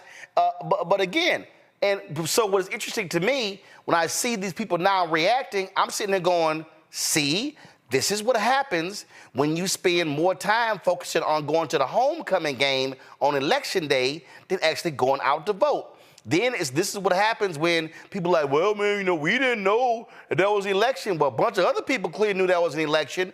This is the frustration for me is trying to get our people to understand we can't be operating on the defensive and going, oh my God, what is happening, when the man said I was going to do it. Mm-hmm. Well, what's interesting is just recently we had a committee form of former elected officials. There's at least one former mayor. There's some other former local in the city of New Orleans, supposedly to protect the city of New Orleans from any home rule charter changes or any attacks against our governing structure from the governor. But my first question was like, okay, well, where were these people during the election? Right. Instead of organizing now, what they should have been doing if these were issues that if they didn't want the home rule charter to change, they didn't want governance structures to change, they should have been registering the people to vote and then making sure people turned out on election day during the gubernatorial election. And this is nothing new. I mean, in recent elections, in Orleans Parish, in the city of New Orleans, if we can get 20% of the vote to turn out, we're doing great. So it's just 25%. That would be outstanding for us. And so we just see continual low voter turnout in Orleans Parish, and now we have public officials organizing because they're upset that the home rule charter might get changed. But this organization should have been, months ago, really years ago. And the primary organizing that you should have done is getting people registered to vote and then making sure people turn out on election day so that their voices can be heard. Well, and this is why, for me, the reason why this is just sort of like just grates at me is because I hate playing on defense. I hate being emotional when, if you go on offense, you can stop it from happening before it goes in. Look, you may not prevent the Republicans from controlling both chambers, but you damn sure could have stopped it from having a supermajority, which now means they got to at least talk to the other side to get something passed. Now, they ain't got to talk to anybody. They can do whatever the hell they want to and tell Democrats, y'all sit over there and talk all y'all want to, we gonna run this show, and y'all just sit there and be quiet. Yeah, it's true. It's true. The Republicans do not need a single Democratic vote to pass any of those bills. They don't need a single one. All they have to do is just hold their caucus. Yeah, hold their caucus together. I was just saying my title was I had a different title just now. So what about what about the this Constitutional Convention? I'm gonna go to questions from my panel in a second. What about simple majority, supermajority, or is it 2/3? So can Democrats stop anything, or can Republicans just run roughshod do whatever they want. So what are the rules of this constitutional convention? Yeah. So because okay, so it takes 2/3 votes in both houses to call a constitutional convention, which is and so they've already passed it in the House. They're debating it in the Senate now. There were some amendments made to the governor's version. It's going to pass the Senate. We don't know exactly what form it's going to pass. I'm sure the Senate's going to introduce their own amendments. It's going to be changed. It's eventually going to pass in some form, and then all of the state legislators are going to become delegates to this convention. The governor, under the current legislation, he will appoint 27 members, and the 27 members from outside of the legislature will become delegates, and then they will just sit as a body, and then it'll again, under the legislation could change, but under the current status of the legislation, basically the committees will meet, and the Constitution will be written or rewritten, and then it just has to be passed by majority vote. But then, of course, it has to be put on the ballot, and it has to be voted on by the citizens of Louisiana, and the citizens of Louisiana have to ratify it by an up or down vote, so by a simple majority. So right now, it'll be on the ballot during the November presidential election, and the citizens would get a vote, and it would be ratified by a yes or no, up or down vote of the citizens. So they want to have this constitutional convention in this August, and it go on the ballot this November. Correct. So if black folks rise up, and if sane white folks rise up, whatever they do can actually be stopped and not implemented, but that's going to require turnout. Correct. I think the best shot if for people to stop it, I don't really, at this point, I don't think you can stop it, the new Constitution from being rewritten. The chance to stop it will be when it actually gets put on the ballot, because then it's just a simple majority vote, it's an up or down vote. So then it's a question of whether or not people decide to turn out and vote again. And I mean, let's be clear, there are a lot of white folks too that I think that are going to turn out, that are not happy about it, not so much about the concept we don't need a new constitution, but Roland, last time we rewrote our constitution, which is 774, it was a 2-year process, and it involved sort of like a road show where legislative committees traveled all over the state and asked citizens what they wanted in the Constitution. And there were a lot of public meetings, and there was a lot of. Keep in mind, this would be a 2 to 3 week process. So there are a lot of people, including a lot of Republicans, who are saying, "Wait a minute, this is too fast. This is, we're not going to have enough time to have public input of this bill." So I think that if something's going to sink the bill, or something's going to sink the new Constitution being ratified, that's what might sink it, because a lot of people are saying it's being rushed, and there's just not enough citizen input as to what they need. Robert? So on that point, what is the plan in order to try to push these things through? Is it more public education? Is it engaging more of the state legislature? Because I believe for this work, it can be complicated around the country. Well, you mean what is the plan of the Republicans to pass the Constitution? Or? Exactly, because I've been talking to conservatives for years. They want to have a constitutional convention or convention of the state.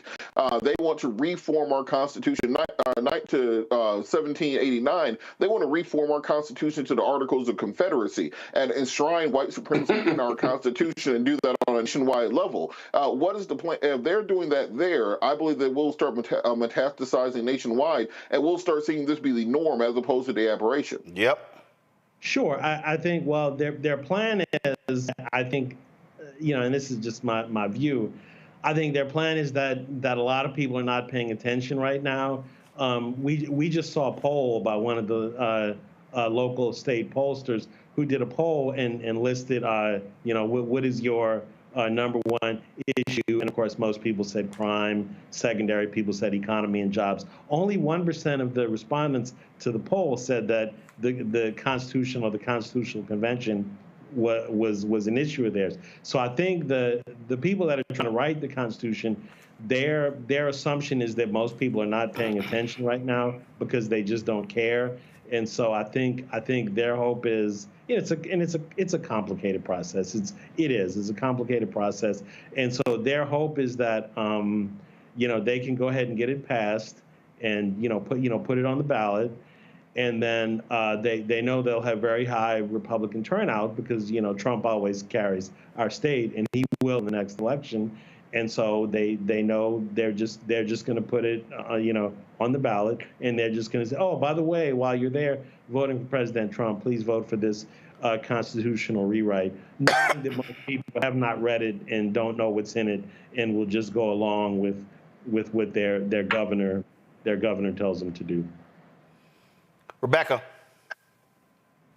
Thank you for being on the show tonight. I'm concerned about the Black people in Louisiana. So right now, the Democratic Party in Louisiana is impotent and feckless. The Republican Party in Louisiana is power hungry. So do Black folks take over the Democratic Party and try to fight back, or they cut a deal with the Republicans? What's the best path forward for the Black communities in Louisiana? Well, I can tell you. So we just did get a new chair of the Louisiana Democratic Party. The old chair was seen as being ineffective by Democratic activists, and so there was an election for new members of the state central committee, and a lot of community organizers organized and ran. And so they removed the former chair, and we got a new chair of the Louisiana Democratic Party who is African American. He's a lawyer and a former state representative, former colonel in the U.S. Army, and so he's and so we'll see what he does with the party. He's brand new. He's only been, I guess, about a month. He's only been there 3-4 weeks. So we'll see what But the entire party is going to have to be reformed from the bottom up, not just from the top down, to become an organized party again. Now as far as cutting a deal with the Republicans, I can tell you. So in past legislatures, the legislative Black caucus did occasionally need to cut deals with the Republicans to get their issues taken care of. And they did. Basically, they served as the swing vote between factions of Republicans. So you had the very conservative Republicans and the somewhat conservative Republicans, and they would fight over committee chairmanships or who got to be speakers. And the Black caucus would come together, and they would serve as the swing vote in those disputes, and in return they would get some committee chairmanships and some of their issues. But the problem is now that the Republicans have supermajorities in both houses for the first time, literally for the first time in Louisiana history. The issue now is that they don't really have to play ball with the Black caucus anymore. Now, what's going to happen eventually? At some point in time in the future, there will be more factionalism, and the Republicans will fight amongst themselves, and so then the Black caucus, and those guys are normally pretty smart about things because they have to be to survive. They will come in and they will serve mediators and they will serve as tiebreakers on some of those votes. So I'm not saying that I don't think it would be accurate to say the Black caucus doesn't matter. They still matter because they do control, they do vote together and have a block of votes, but they don't have as much influence that they had in previous state legislatures, just because the reality that the Republicans have the supermajorities in both houses. Can I ask a follow-up? Yep. So I'm not, with all due respect, I'm not talking about the Black caucus because that is largely the Black Democratic caucus. I'm talking about actually Black communities in Louisiana because, quite frankly, some of the problems that we're seeing with the Democratic Party there, it's not just because of the chair that Republicans have a supermajority. That means the entire party is in shambles and that there's problems. So specifically, taking this out of the Democratic Party apparatus, really, what should Black communities in Louisiana do? Because I don't know that Black communities have a few months to wait to see what these new folks, because, you know, not everybody is like us, and all skin folk ain't kinfolk. So really, what should the average everyday Black person in Louisiana do in this type of situation to make sure that their family is protected moving forward? Well, I mean, you know, what people should have been doing all along is engaging in the process and learning what's going on and actually registering and turning out to vote. Now the community is in. If you're on the liberal or the Democratic side of the ledger, you know, you're gonna, or if you are a Black person, just in general in Louisiana, you're going to find yourself on the short end of the stick simply because of lack of voter turnout over the last 5, 10, 15 years. I mean, voter turnout has just been declining. So it's you know, it's not going to happen overnight. It's going to take a few election cycles.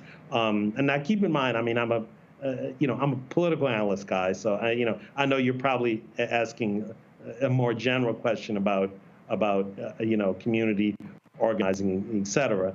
But again, I'm a pollster and analyst and a political guy, so I have to stay in my lane and talk about political issues. But from a political standpoint, I just think it's going to be going to be a long slog, back into influence, and it's just gonna. But it's not going to take magic. It's just going to take people to turn out to vote. I mean, we have in every election, Black folks are only turning out at about 15 to 25%. Mayor of New Orleans, we have a mayor election in New Orleans, and only about 30% of the Black vote turnout for mayor of New Orleans, for the mayor's election of New Orleans, right? Local election, who the mayor is directly affects your life, and we can only get about 30% of our voters to turn out. Well, okay. So before I go to Scott, so with that said, who the hell in Louisiana is putting in the work? I'm sorry. Look, you've got former Congressman Cedric Richmond. You've got current Congressman Troy Carter. You've got Mayor Cantrell. You've got city council members. You've got Black folks in other parts of the state. Who the hell? What is the organization that's looking to do what Stacey Abrams and her group did in Georgia to say, wait a minute, we got a bunch of Black folks in Louisiana. Somebody has to organize and mobilize them. Who's actually doing it? Take party out. Do you have 1 or 2 or 3 grassroots groups that are saying this is our number one priority? We have grassroots groups. Most of the active grassroots groups that we have are more involved in things like trying to create a second Black congressional district. But that's really a legal battle. I mean, that's been fought in the courts. I'm talking about who do you see who's really doing the work on the ground? And again, looking at what they did in Georgia to say, hey, you can't win jack 15, 18, 20%. I know Black Voters Matter is doing some stuff in Louisiana. Anybody else that's trying to create a statewide infrastructure that's not tied to party, but that's tied to a grassroots mobilization? Do you know of anybody? If it's happening, Roland, I have not seen it.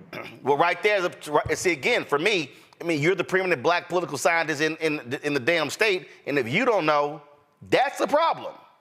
Yeah. Scott? Yeah, real quick.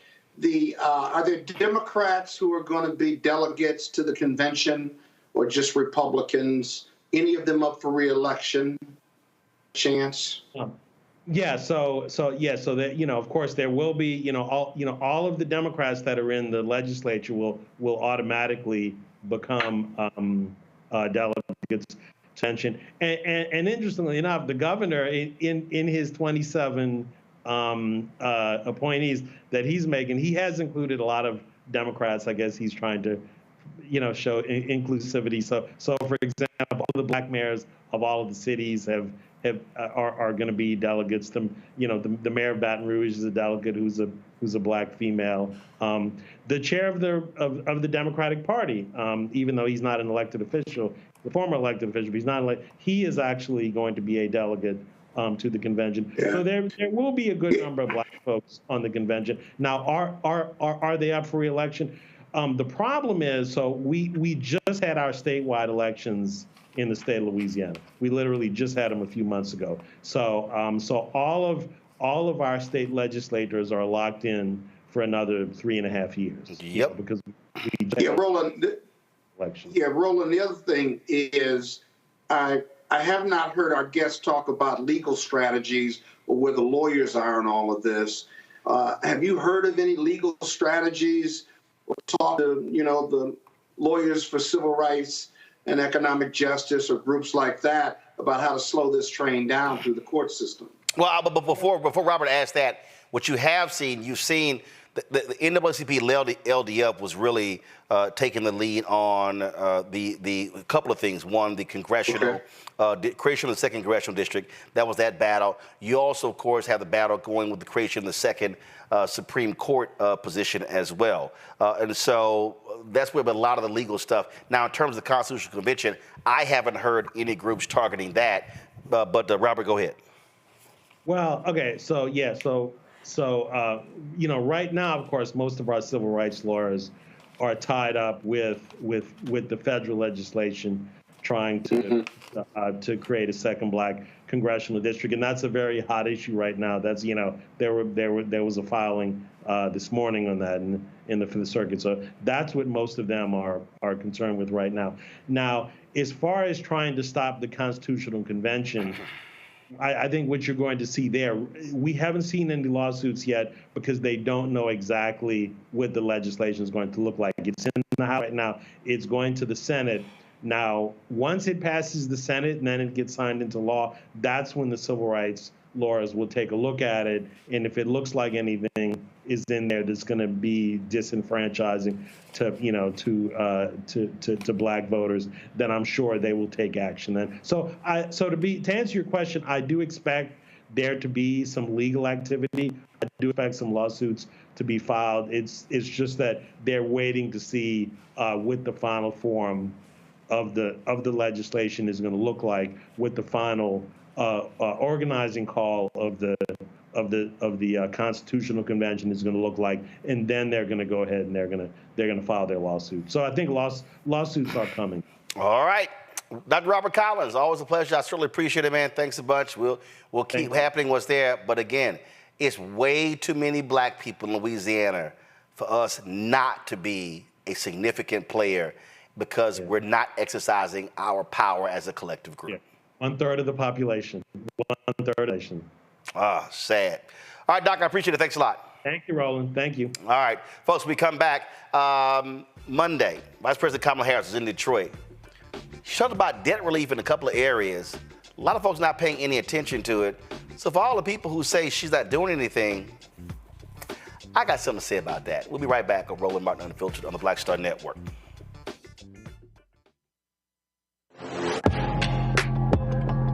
A lot of y'all have been asking me about the pocket squares that we have available on our website. You see me rocking the Shabori pocket square right here.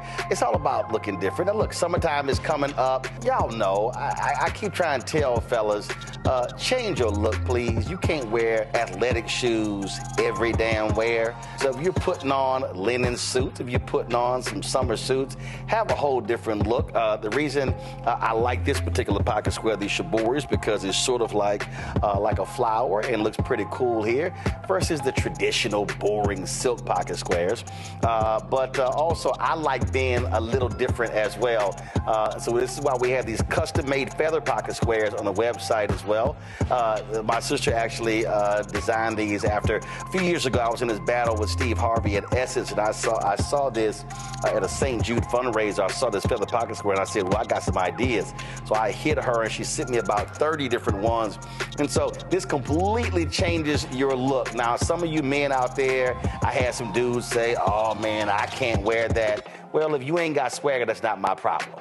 But if you're looking for something different to spruce up your look, fellas, ladies, if y'all looking to get your man a good gift, I've run into brothers all across the country with the Feather Pocket Squares saying, see, check mine out. And so it's always good to see them. And so this is what you do. Go to RolandSMartin.com/pocket squares.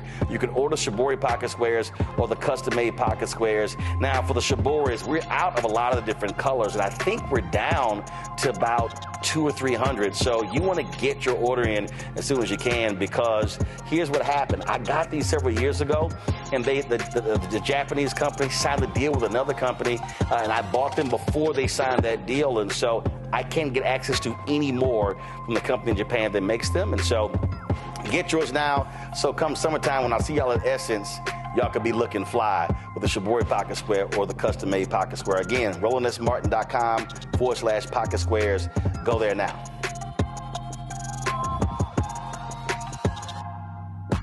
It's John Murray, the executive producer of the new Sherry Shepherd Talk Show. This is your boy, Earthquake. And you're tuned in to Roland Martin, Unfiltered.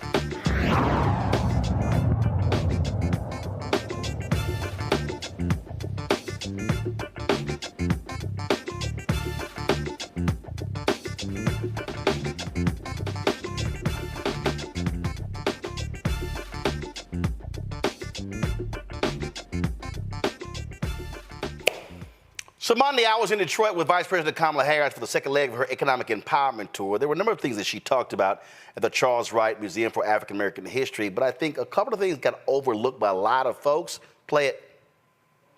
We have also focused on removing obstacles. One big obstacle to wealth building is debt.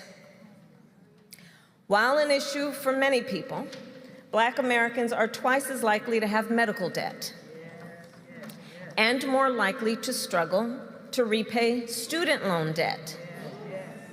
For anyone carrying debt, we know it is much more difficult then to save for a house, to grow a small business, to build intergenerational wealth. And it just plain makes people feel like they can never get ahead. So President Biden and I have made debt forgiveness a central pillar of our economic agenda. And we have already forgiven about $500 million of medical debt for hundreds of thousands of Americans across the nation.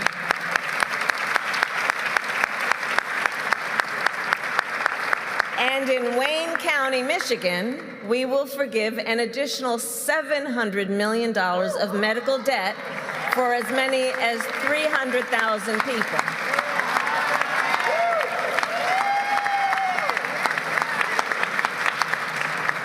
And there's more. We are also implementing a rule, and this is critically important. We are also implementing a rule that medical debt cannot be used in calculating your credit score.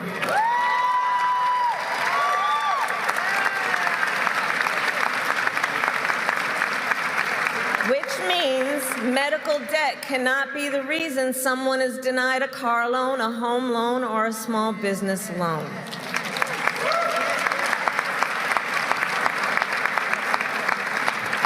On the issue of student loan debt, we have also forgiven nearly $160 billion for more than 4.5 million people.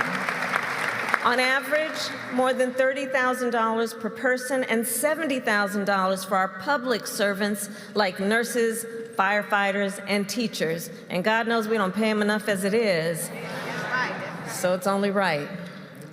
And please, to everyone here, all the leaders, help us get the word out. On the student loan debt issue, your student loan debt can be forgiven even if you didn't graduate. Please help us get the word out, because it's only logical. Think about it. How many people have to drop out because they can't afford tuition? They don't graduate and they still have the debt. So Detroit, I'll end with this. All of our work, whether it be debt forgiveness, affordable housing, government contracts, or access to capital, it is all guided by a fundamental principle. President Biden and I believe in you. We believe in the people of our country.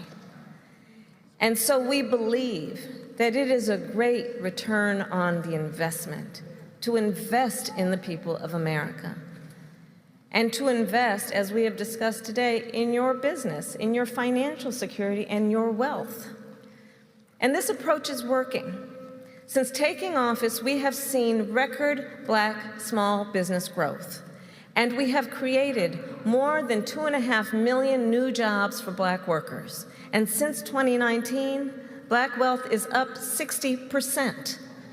So President Biden and I are clear. These are not only our accomplishments, they are yours. It is the result of your drive, your creativity, and your power. And so I'll end with this, Detroit. Together, let us continue to invest in the ambition and aspirations of our people, of the American people. Together, let us continue to help folks create wealth and achieve financial freedom. And together, let us continue to build a nation where every person has the opportunity to compete, prosper, and thrive. Rebecca, I was on the Earn Your Leisure YouTube channel, and they were discussing, they of course were asking questions of her last week. And it was stunning to me to look at the comment section and the sheer ignorance of these people. Oh, she's a failure. She's awesome. She's awful. She don't care about Black people. Biden and Harris, it's the same old, same old. They not doing anything. And I'm sitting here going, are y'all nuts? Facts are facts. So it's crazy to me when I see these reactions and folks are just in denial about what we actually see are undeniable facts about what is actually happening. So we saw this administration erase a lot of student loan debt. My concern is that if it is a Trump administration next year, does Trump claw back those forgiveness of loans and tell people, hey, actually, you really do need to pay your balance? Because just like we talked about earlier, these are executive orders that are moving policy. These aren't specific pieces of legislation that move policy. These aren't things that are enshrined into the Constitution that's moving policy. So what's really unfortunate for Black America is that right now we're at the whims of whoever is in the White House, because we're not seeing legislation that's being moved, that's proactively advancing some of the Black agenda. And so now when people go to the ballot box in November, they got to think about that calculus. If we know that Congress is effectively broken and it's not moving legislation the way it should be moving or the way it moved legislation 20 years ago, then at that point, you got to figure out who do you want in the White House. Do you want it to continue with the way it's going now, even if you don't necessarily like how it's going? Is it better to continue on this path, or is it better to switch back and revert back to what we saw in the Trump presidency?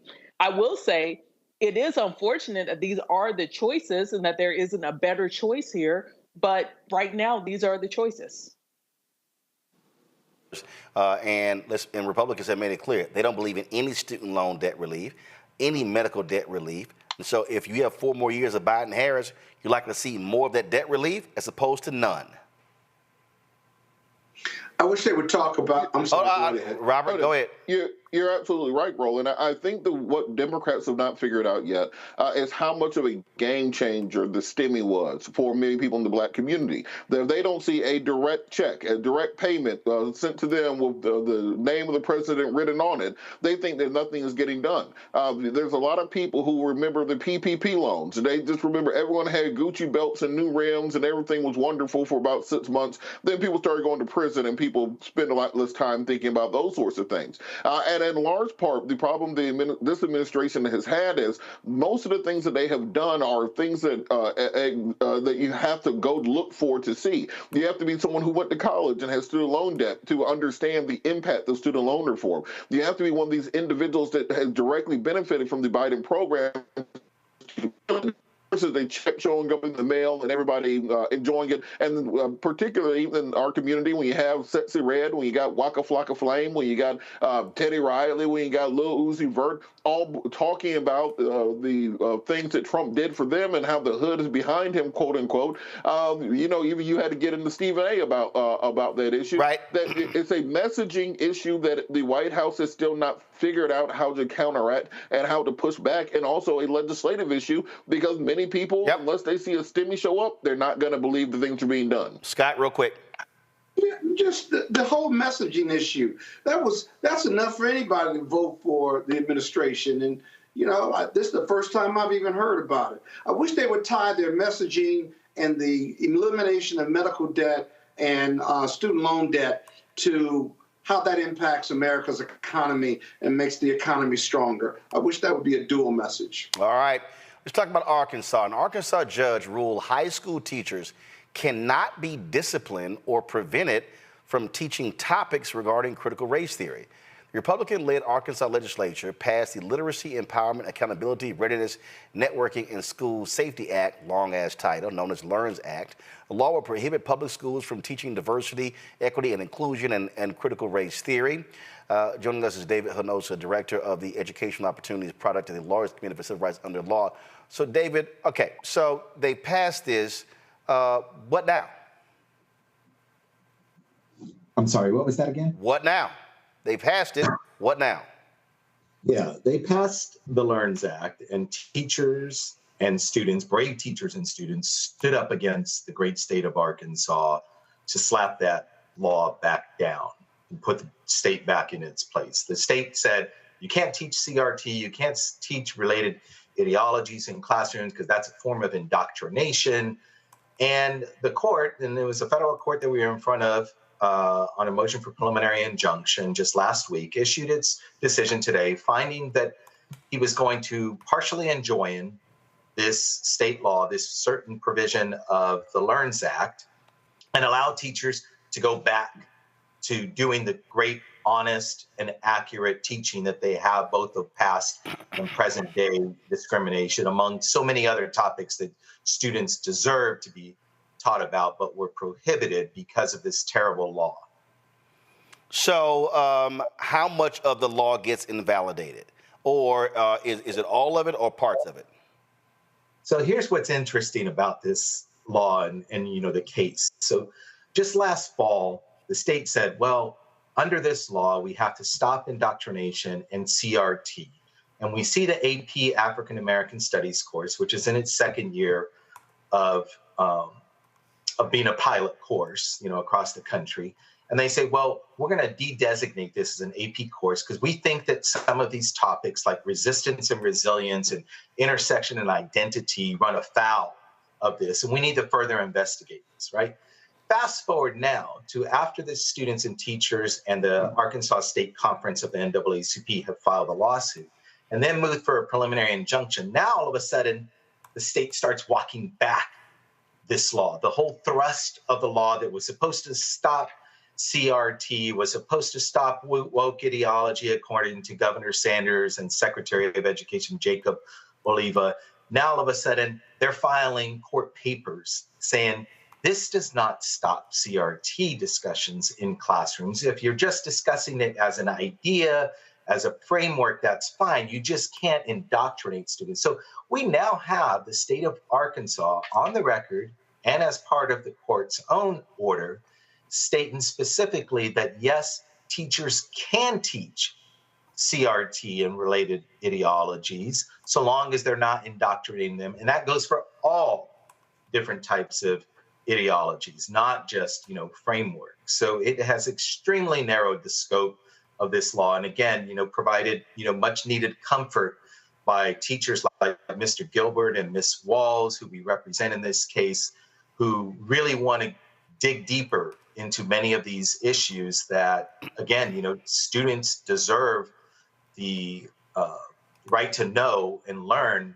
all of this information and ideas, whether it's bad or good, let them digest that and build their own perspectives out of it. What could be the excuse me, what could be the impact of this decision by this federal judge on other lawsuits across the country?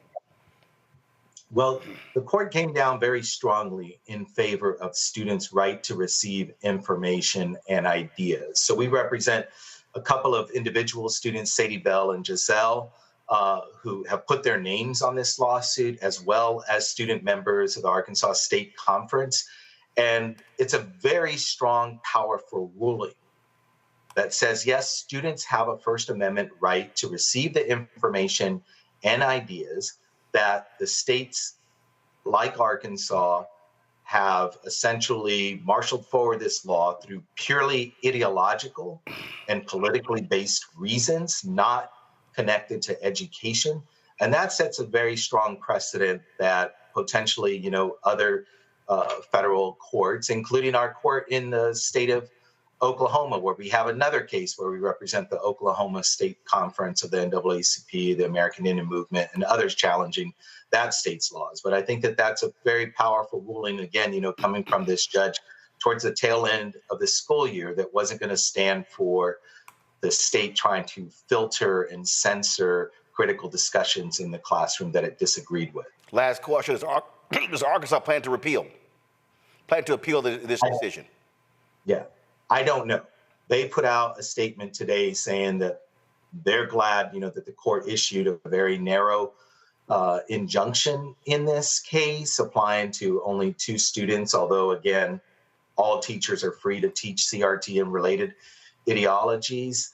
You would not think that they would want to appeal that particular decision. They'll probably be moving forward for motions to dismiss. But frankly, we feel the one thing that they need to do is get the word out to its teachers all across the state about how narrow this law really means, because all we have is the hot air rhetoric from Governor Sanders and others in state leadership saying what this law meant prior to these lawsuits. We now need them to correct themselves on the record.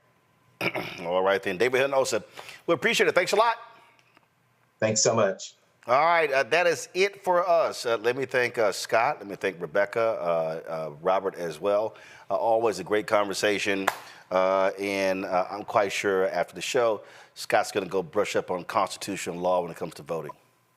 No, that was a good discussion. I deeply appreciate it, especially coming from a non-lawyer like you. You convinced me of your one argument, but the broader argument, I was right about overall. So God bless you, Roland. Okay, nice try. Nice try. Nice try. That's your way of saying, damn, that boy can read. Robert, go ahead. A budding lawyer. My budding lawyer friend, I call you. Just to remind people, early voting is going on in many states around the country, so make sure you check the early voting dates. We have an election coming up in Atlanta, May 21st. Make sure you're registered. Make sure you vote. Same thing with Maryland coming up. Last day of early voting is there tomorrow. Find out about your candidates. Make sure you're getting out there and vote. And donate money to candidates. The other side hey, of the man, did you get my money? Hundreds of thousands. I did not. I will after the show make sure. I better get a thank you note because I gave you a nice piece of change. I can't even vote for you. I did. Yes, I gave Roland some money last month too. I didn't get a thank you note from him. Hold up. Hold up. You gave some. Wait. Hold up. Now, see. When they sent me an invoice. Wait a minute. Hold up. Let me see right here. See, when somebody start running their mouth, see, I keep receipts. I did. Hold on. I'm checking. Thank you note. I'm checking. He sends me an invoice. I'm sorry. You gave money when? I gave money last month. No question. I ain't got no reason to lie. Henry, go to my iPad. Yeah, go to your iPad. So, as y'all see right here, I don't see nothing where it says Scott gave money. If you sent me an invoice, it got paid. Those people you looking at right now, you didn't send them an invoice. No, I see.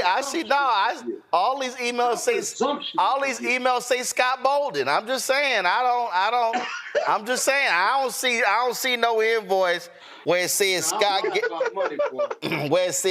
gave some money. Stop rolling. Okay. I'm just saying. If you're giving everybody else money, I feel left out. If you gave Roland money, I don't see nothing. Money. Hey, Rebecca, you got to run for something. We didn't do the arena. Hold on 1 second. Hold on, Henry, don't show it yet, because I don't want sir, no, not saying I don't want certain things shown. I don't want certain things shown. But let's see here. Is his name on it? I'm checking. So I just discovered this here. So I'll go ahead and give. So Scott actually gave some money. Scott actually gave some money. That's a lower amount than he gave 2 years ago. But he gave some money. See, he lost the bet. See, y'all, about 2 years ago, Scott lost the big bet, and so he had to pay up. He was running his mouth, and he didn't think I heard what he said. Then I held him to it. Thank you. So say thank you. That's all you got to say. Say thank you, Scott. So let me say this. Scott, hold up. I'll say it. Scott, I appreciate you making a donation to the show after I paid you some legal work. So I appreciate that. So that's you returning some money back to the show based on some legal work that I paid for. No. I gave you. You can't say I ain't thank you. And I give Scott an unequivocal thank you. Thanks, Scott. See, told you. Robert, you checked? Robert, you checked? You got to make sure. See, it said Allen. I was looking for Scott. It said Allen on it, so I had to make sure. Yeah. Oh, no. That's my government name. That's my government name. You know his name is Aloysius. All right, then. All right, y'all. We out. I appreciate it. Thanks a bunch. And for all of y'all who watching the show, don't forget, listen, our target goal is very simple. Target goal is to get 20. You know, some of these people are so dumb, they don't even understand fun. Some fool will say on the YouTube, Roland is narcissistic. Fool is called levity. Learn to laugh. It ain't that damn hard. All right, y'all. So first of all, let me see here. Make sure we got 1,000 likes. All right, YouTube, y'all lacking. Why we got 868 likes? Okay, y'all got 2 minutes to get us to 1,000 likes. Y'all been running your mouths, making all these comments, but y'all ain't hitting the like button. Y'all need to hurry up before I get done. Okay, our goal is very simple, to get 20,000 of our fans on contributing on average $50 a year. That's $4.19 a month, 13 cents a day. That's supporting this show. That's supporting shows from our other weekly hosts. We've got a couple of other shows that we want to launch in the pipeline. We're fighting the battle. I've been meeting with Group M, Publicis, Horizon, trying to get OMD on the calendar. We've got we're locking out meetings with Coca-Cola, Procter & Gamble. Doing some work with General Motors. We got, of course, our partnership with McDonald's. And so we're trying to expand our roster of advertisers. We're working on it, but your support is absolutely critical. If you want to see the kind of critical work that's important, hey, support us. Send your check and money order to P.O. Box 57196, Washington, D.C., 20037-0196. Cash App is $RM Unfiltered. PayPal Martin Unfiltered. Venmo is RM Unfiltered. Zelle, Roland at RolandSMartin.com, Roland at RolandMartinUnfiltered.com. Also, you can download the Black Civic Network app, Apple phone, Android phone, Apple TV, Android TV, Roku, Amazon Fire TV, Xbox One, Samsung Smart TV. Shout out our donors. These are the folks who have given during the show to Cash App. Claudia Douglas Smith, we appreciate it. We also have Talisa Slayton, Leon Wilson, Marlon Blackman. We also have Pamela Stardust. Keep the slate up. Host to give. Faika Munira, Yolanda, Terrell Foster. Also, Amani Woods, Bernadette McDonald, Shafar Flowers, Christopher Lee, Juanita Irvin, Denise Montgomery, Dwayne Collins, Cherry Jackson, Rachel Jones, Connie Beasley, Catherine Fuqua, Wheelchair Ability, Patricia, Sheila Artist, Letitia White, Loy Wright, Lloyd Beasley, Veronica Jackson. So I want to thank all of you to supporting our show. Folks, we certainly appreciate it. Thanks a lot. Y'all hurry up, YouTube. You got 4 more before we hit 1,000, then I'm going to go. We're at 996. What's taking so long? 4 y'all hit the like button, we hit 1,000. That's our target goal every single show. So y'all come on, hit the like button. Let's go. Don't forget, also, get White Fear, how the browning of America is making white folks lose their minds. available at bookstores nationwide. Let's put the graphic up. Let's go. White Fear right there. Download the audio version on Audible. Also, we do not have a lot of copies left. Today I mailed 135 copies of my book, The First. We got 500. Once we're out, there's no reprinting. You're not going to find them anywhere else unless somebody resells it. And I'm personally autographing every single one of the copies. And so it's $10. Actually, I'm going to have to change the shipping and handling because, man, the post office go up since the last time I mailed books. But y'all, so if y'all don't, so here's the deal. That shipping and handling going to go up to $7.99. Post office was high as hell. So if y'all want to get that cheaper shipping and handling, y'all better order that book right now because tomorrow it's going to be $7.99. I personally was at the post office for 2 hours shipping out those 135 books, and I was like, man, shipping and handling is now high from the post office. Anyway, get The First, RolandSMartin.com/The First, and of course, be sure to get the Pocket Squares, RolandSMartin.com/The Pocket Squares. All those proceeds go right back into the show. That's it for us, folks. Shout out to my Houston Astros. Kick the Yankees' butt tonight because I'm tired of hearing Mark Thompson's mouth. All right, y'all. I'll see y'all tomorrow. Holla! Black Start Network is here. Oh, no punch! I'm real revolutionary right now. Thank you for being the voice of Black America. All momentum we have now, we have to keep this going. The video looks phenomenal. See, there's a difference between Black Star Network and Black-owned media and something like CNN. You can't be Black-owned media and be scared. It's time to be smart. Bring your eyeballs home. You dig?